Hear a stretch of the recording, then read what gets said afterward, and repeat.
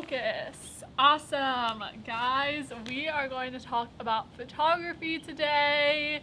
I had a couple other video ideas that I was going to talk about, but we'll save that for another time. I feel like this is kind of my photography business outfit, so I figured it was very fitting for talking about photography. So if you are a former client, a friend, a random person, or a potential client, welcome. I am very excited to take you along this journey with me of how I got to where I'm at today. So to backtrack, we need to start when I was 8 years old.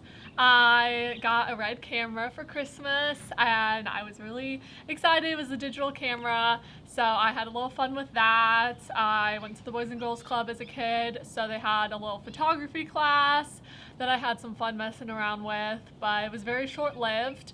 I kind of just moved on to the next thing. I don't know what I moved on to after photography, but probably either like painting or musical theater or something like that. It was definitely the kickstart though, the foundation of this is intriguing. So I did that, and then I guess started to do YouTube. All of those videos are private now, I think, which is a good thing, but I did that when I was a freshman in high school. And I just made beauty videos, fashion videos, stuff like that. And then trying to be like a beauty guru. Wow, that's just wow. And then I wanted to do my video production class at my high school, so that was really awesome. I did that, and that introduced me to film and the more cinematic aspect of video production. I did that for 2 years. I think I peaked my senior year. My junior year, I was trying to make funny videos and it just didn't land right. But my senior year, I had almost every single video make it in except for one video during winter break, so I blame it on winter break. And then I also blame it on the fact that I was trying to be funny, and I was partnered with someone who creatively our energies were just not in sync, so it didn't land right. Good it didn't get into the episode, but I don't even remember what it was about. Just going on a tangent. This is about photography, not videography.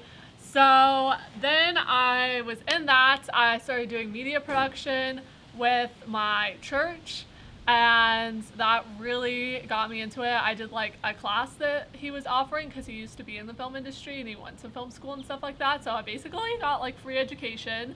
I don't know why I went to film school after that. I learned a ton in that class. So then I was on the track for film. I looked down on photography during this time because there was the photojournalism that I had one of my friends. She was in that class, and I knew a couple other people, and I just looked down on photography. I was like, it's a still motion, it's not video, you don't have to worry about sound, and you don't have to worry about all of these different factors. It's so easy and boring. Who would want to do photography? This girl a couple years later. So that is how I left high school and entered college, and then I went to Europe for the first time. I went to England and Ireland, and this is really what kickstarted the whole photography thing, because I was taking travel photos, and my travel photos were of buildings and landscapes and stuff like that, and so I had so many that I was like, well, I should make a separate Instagram for these travel photos, so I'm not just bogging down my personal Instagram of this, and I have more freedom to share all of it. So that's what I did. It's called Stacy Captures. I have not changed the name at all since then, and yeah, super exciting. I eventually started to sprinkle in some portraits here and there, and video just kind of became more of a hobby. I still edited travel videos sometimes, but it just kind of started to go on the back burner, and I was also doing a lot of writing in my free time, and so that's what eventually led me to go into screenwriting, because you can't have a minor in photography, and it was kind of too late for me to switch majors. I didn't see the point in it. You don't really need to study photography. You don't really need to study film, but I went to college and I was like, I'm at least studying something and getting my degree in something, so it was film. So yeah, I started to do more photography, and then what really kickstarted it was I got a job at Hume Lake as a photographer for the high school camp, I learned so much. I feel like they kind of took a chance on me. Didn't feel like super qualified. I guess I always looked up to the photographers at Hume Lake, so I was like, I am not as good as them. But it was definitely really surreal to be in a position that I once looked up to as a high school camper. So that was really cool. Taught me a lot about editing. So I used to be one of those photographers that was like, don't edit, no filter, don't fix anything. That's fake photography. To be a real true photographer, you have to know your camera settings and you shoot like you shoot your settings, you shoot your environment, and that's what it is. That's how the photo turned out. You can't manipulate it at all. And so being at Hume Lake, I had to adjust that because we did edit the photos. So I learned Lightroom and all of that stuff. And I was taking photos every single day of people. And mind you, it's not like a photo shoot, but got pretty good at it. And I started to expand my personal portfolio. So I took some of my friends who were in relationships.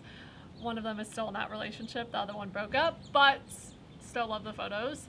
And then by doing that, the free photo shoot for them, I got my first ever gig, kind of. My second gig. I kind of glossed over my first gig, but we'll get back to that in a minute.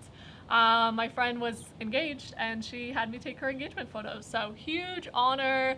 And honestly, if I didn't do that like free fun photo shoot with my friends and had that in my portfolio, she probably wouldn't have taken a chance on me to do her engagement photos. So very grateful for that.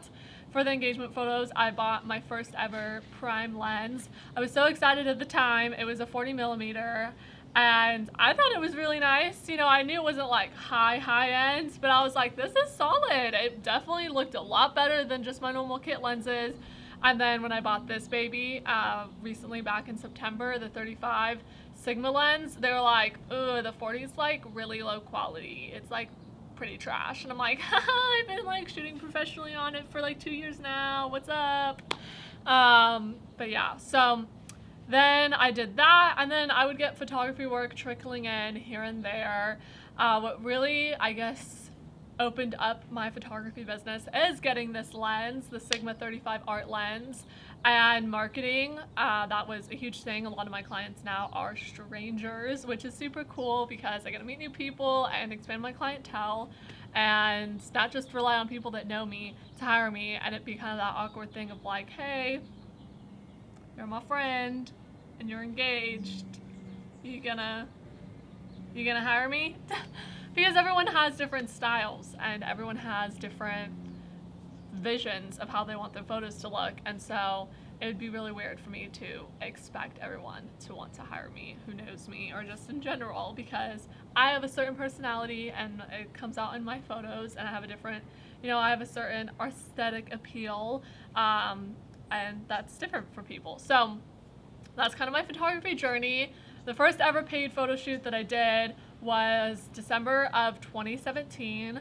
Whew, long time ago now. That was about 3.5 years ago almost. I did it for $50. It was 2 hours, multiple outfit changes, multiple locations. And I'm like, woo, but obviously it's my first photo shoot. So this is where I'm going to like do the free stuff in the beginning to build your portfolio, take pictures of friends, get yourself out there, figure out your style, what you want to do, how you want to work. So yeah, now I charge about $50 for a 20-minute mini shoot. So upgrades, my people, upgrades. Yeah, you can go to my website, staceyhiggins.com. I haven't updated it in a while, but I still think it's like pretty great. I redid the whole thing back in August and September of last year that just happened. Took me about 2 months to do it, but was so worth it. I still love my website so much. So yeah, you can go there. You can go to my Instagram, which I already mentioned, and you can just inquire if you want photos or need photos. I would love to come see you and take some photos of you or your husband or your family or your dog, whatever. I love people and I love making them feel confident and happy, and that's why I say wear what you want. Here are some guidance tips of what looks good and things like that, but if you're like tugging at your outfit and trying to fix it, it's gonna show in photos. So yeah, just pick something that you can feel effortless and feel like yourself in, and we'll just have some fun. I love shooting at the beach or at a cool like trail, park type place.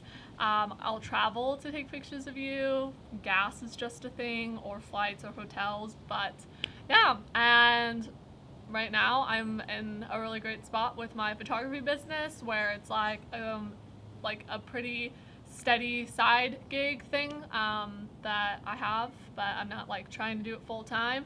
And so we'll just see where God takes it. I'm totally open to wherever He leads. So that is kind of it for the photography journey. And I hope you guys enjoyed this video. I'm probably forgetting some stuff, but yeah. Thanks for watching, and I hope you have a wonderful day. And if you need a photographer, hit a girl up. And hopefully this made you want to hire me even more and not deter you, because that would suck. But you know, if it did, different strokes for different folks, my friends. I am okay. I have some great photographer peeps that I can recommend you to. So yeah, have a great day, and I will see you guys next time. Adios, my friends. Sayonara. Okay.